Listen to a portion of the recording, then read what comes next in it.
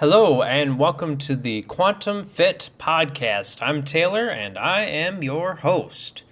This podcast is all about applying the different principles of quantum physics and quantum biology to your health and fitness. This gives us a holistic view of how certain environmental factors such as EMF, sunlight, cold, can all play a major role in your overall health. So I'm not just going to be covering, the usual topics for health like diet, exercise, and developing good habits. If you want to really make lasting changes in how you feel, think, and act, then I'd recommend you listen closely and try to have an open mind. Every day I will be hitting you with a quick 7 to 15 minute long podcast. This length allows me to both be really informative, but also to the point, so you're not going to be overwhelmed with a huge amount of information, like some of the other podcasts out there. I don't do any kind of show advertisements, so instead, I ask that you share this podcast with a friend or family member if you enjoyed the message and gained something from it.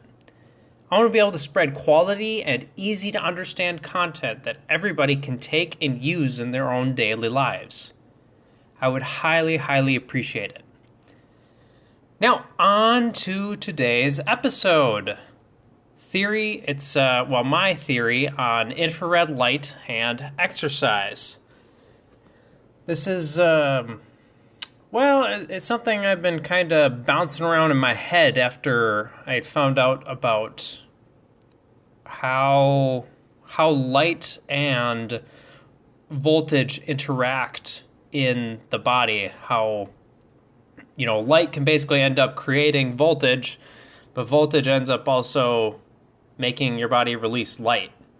So it gets pretty interesting. So I kind of started connecting some things and coming up with my own little theory. So anyway, here we go.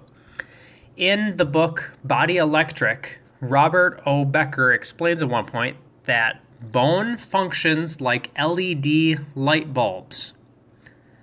This means that when an electric current is running through bone will actually release light, just like an LED light.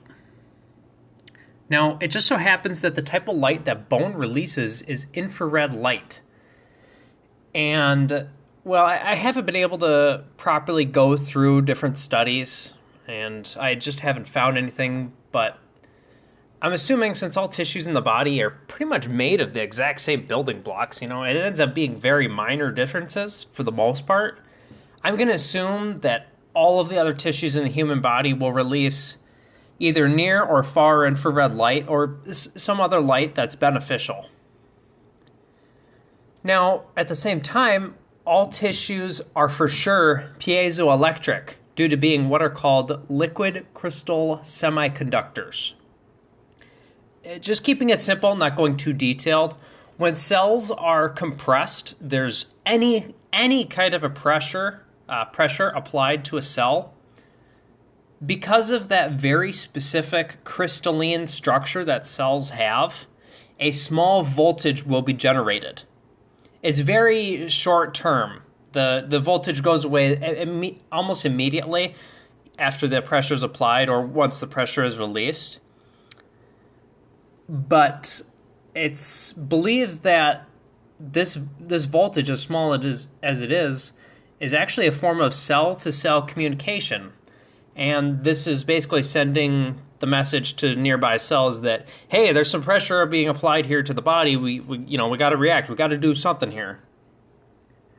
But what if that's not the only thing going on? What if that's not the only purpose of that voltage being generated?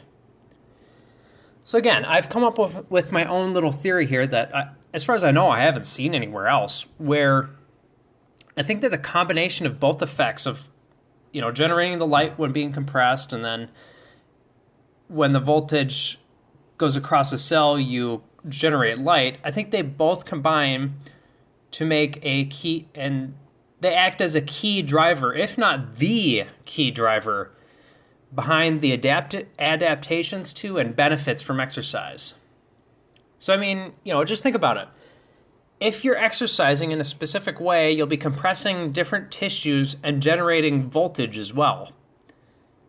then that voltage will be communicated across nearby cells, and that voltage would cause many cells along the way to release light, and again, a lot of it being infrared light. Okay, so first of all, if you haven't listened to episode 4, go ahead and do that, because I talk about how voltage in of itself is a sign of how efficiently a cell is working, and you need to understand the basics of that. So there's reason to believe that moving certain tissues in certain ways will give you an optimal amount of both pressure and voltage generation. And again, because the voltage is telling you how well a cell is working, that could directly improve cellular function in those areas just because the voltage is increasing. Of course, the question here is, that voltage dissipates very quickly, and I'm not sure if that voltage ends up actually being captured and utilized in the cell, like the piezoelectric voltage. It might just dissipate. It might just work as a signal and not be captured, if that distinction makes sense. If that's the case, then this part of the theory would be kind of bunk. But on the flip side, infrared light is extremely well known for its healing effects in the body. Infrared light does this through increasing the efficiency of your mitochondria. So it just makes your mitochondria work better overall. Well, if exercise is creating voltage, and that voltage causes some tissues to generate or give off infrared light, could it be possible that this light generation is a part of exercise's ability to heal tissues? Constantly exposing those tissues to infrared light must have some kind of benefit.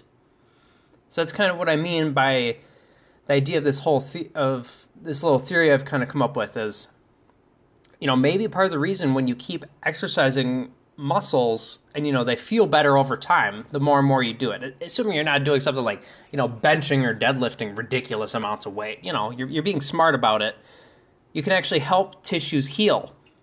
What if it's not so much biochemical, it's not biochemistry of, moving it and generating hormones and beneficial proteins and whatever that heal your tissues? What if it's actually because of the increased voltage from moving those tissues and the infrared light that you're generating? Anyway, I just thought this was an interesting theory, and again, I haven't seen anybody investigating this, or I haven't seen any studies that look at this, but I thought it might be interesting to share with you guys.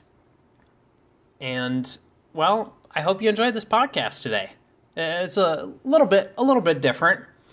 If you have any questions or comments on this, I would really appreciate it, just to kind of get your input as to, what you think about this theory.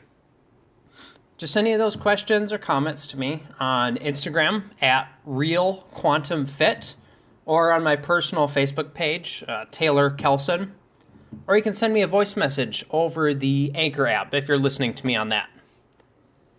And that's all I have for you guys, so you'll hear from me tomorrow. Bye.